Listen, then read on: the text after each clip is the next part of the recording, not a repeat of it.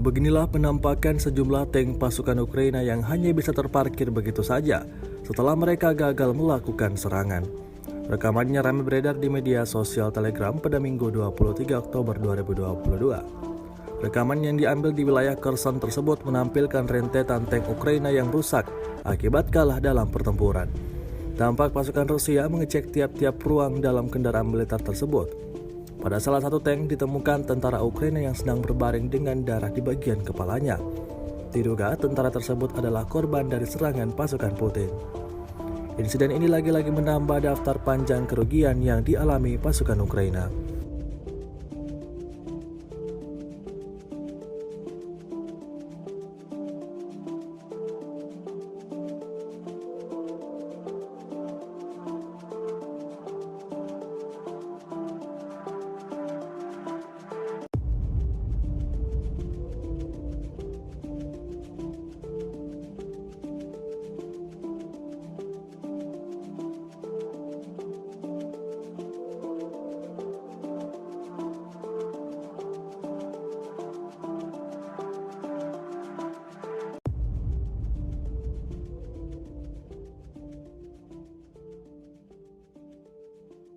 Terima kasih sudah nonton.